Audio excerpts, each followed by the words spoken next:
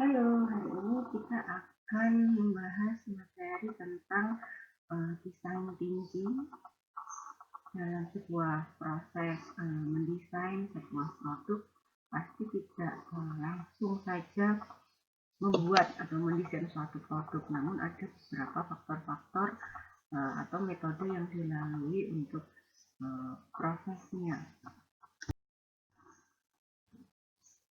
Nah, desain dan problem itu suatu hal yang sangat berhubungan ya, karena desain adalah problem solving dari masalah yang ada, dan desain pun tidak bisa menyelesaikan semua problem, atau kita harus memilih nih, problem mana yang harus diselesaikan dengan desain yang berdasarkan kebutuhan dan mungkin berdasarkan juga possibility-nya.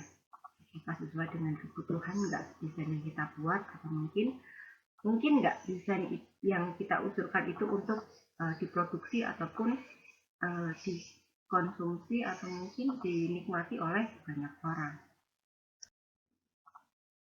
Dalam sebuah design thinking ada yang namanya design method. Nah, metode untuk mendesain.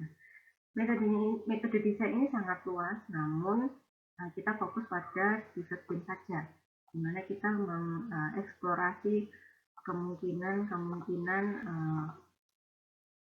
potensial solution, solusi yang berpotensi yang akan kita aplikasikan dalam sebuah desain.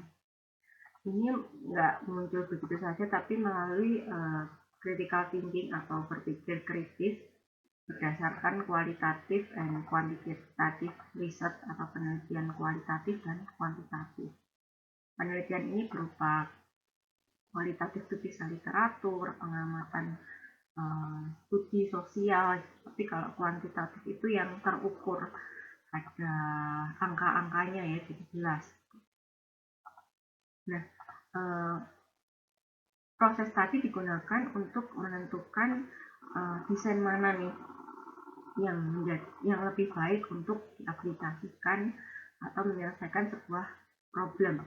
Kan dari di gambar ini kan ada beberapa potensial solution, kemudian ada satu stimulusnya. Itu sama kayak kita membuat alternatif desainnya banyak, tapi mana yang akan kita pakai,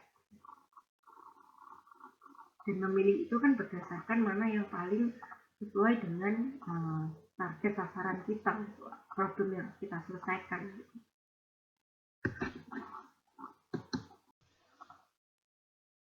Nah, misalkan di lampu bambu ini, manakah desain yang terbaik dari lampu bambu ini? Mungkin jawaban tiap orang tidak akan sama ya, dan kita tidak bisa memaksakan, oh ternyata yang terbaik adalah yang lampu yang ini, atau mungkin lampu yang ini gitu ya. Beda-beda jawabannya, tergantung konteksnya. Karena misalkan di desain interior, katakanlah ketika kita membuat sebuah desain yang modern, pasti kita akan memasukkan unsur modern juga ke dalamnya. Nah, yang di sebelah kanan ini ada beberapa lampu yang memang modern. Ciri khas modern itu kan adalah garis-garisnya simple, terus mungkin bisa difabrikasi, dibuat dengan cepat gitu ya, karena modernisasi. Sedangkan apakah kita meninggalkan lampu-lampu yang etnik ini, etniknya masih kental? Tentu saja tidak, karena akan disesuaikan dengan desain interiornya atau arsitekturnya. Katakanlah ketika kita membuat desain sebuah hotel yang natural, yang tradisionalnya kental ya, kayak yang di Bali, yang di Ubud gitu ya, mungkin desain-desain natural ini akan sangat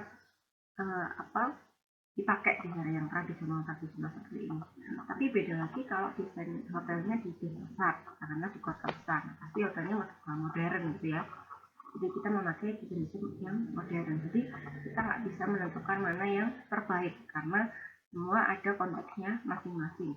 Kecuali kalau mana yang terbaik untuk diproduksi massal, nah itu pasti kita akan mikir yang mempunyai karakteristik lebih simple dan bisa diproduksi oleh mesin. Nah, beda lagi kalau kita berorientasi pada desain yang bisa memperdayakan masyarakat banyak. pasti akan memilih desain yang detail, karena yang tidak bisa dikerjakan oleh mesin, misalkan seperti menganyam itu kan tidak bisa dikerjakan oleh mesin. Nah ini, jadi desain metode itu dalam transformasi ya, ini harus spesifikasikan, didefinisikan spesifikasi solusi desain yang akan diambil, baik untuk tradisional ataupun kontemporer. Jadi sesuaikan dengan aktivitasnya, baik itu di ranah arsitektural, grafis, industrial, informasi, interaksi, dan lain-lainnya ya. Jadi kita harus membawa solusi desain itu untuk sesuai dengan yang dibutuhkan untuk apanya. Nah, jadi dalam sebuah desain metode itu ada proses namanya convergence, di mana kita prototyping possible scenarios untuk desain yang lebih baik, solusi yang terbaik ya dalam sebuah permasalahan gitu. Ada banyak data yang harus kita cari, jadi kalau mau desain kita nggak langsung gambar, tapi harus mencari fakta dan data yang ada di sebuah problem yang akan kita selesaikan tadi. Dan pasti akan ada perbedaan ya antara jawaban A dan jawaban B, sama kayak lampu bambu tadi, ada yang mau desain tradisional, ada yang mau desainnya modern, karena ya berada di kondisi yang berbeda. Nah, salah satu yang dipertimbangkan dalam sebuah desain, kalau yang ini sih sebenarnya menyeluruh ya, bisa dipakai untuk penyelesaian desain, penyelesaian permasalahan pada desain apa aja, yaitu konsep sustainability dan articulation. Sustainability sendiri, kalau yang sekarang terkenal dengan SDGs, nah itu kita memikirkan sebuah desain yang akan kita buat itu mempunyai imbas atau tidak berimbas pada people, profit, and planet. Pasti ujung-ujungnya itu ya, kita membuat sebuah desain. Apakah desain kita itu bermanfaat bagi manusia gitu, atau mungkin nilai ekonominya apa ya, karena kita ujung-ujungnya juga duit gitu ya, jadi produksi pakai duit, dijual juga kalau mahal nanti siapa yang beli, jadi disesuaikan dengan pasarnya. Kalau kita bikin desain yang mahal untuk orang-orang yang berduit, kalau kita bikin desain yang sederhana juga untuk mass product gitu ya, semua bisa beli gitu. Dan memikirkan planet ini adalah lingkungan, bagaimana keberlanjutan lingkungan, kelestarian lingkungan itu juga diperhatikan. Katakanlah kita mau bikin mengembangkan lampu bambu, karena di daerah kita mungkin masih banyak bambu. Bambu itu mudah tumbuh, mudah di durability-nya juga bagus, dia awet juga ya, dan dia fleksibel juga. Jadi kita harus menyesuaikan itu. Jangan kalau kita misalkan harus di tempat kita tidak ada kayu, tapi kita memaksakan adanya kayu, padahal adanya bambu tidak dimanfaatkan. Jadi harus melihat konteks environment juga. Dan kemudian articulation ini adalah visual relationship between the part and the world. Jadi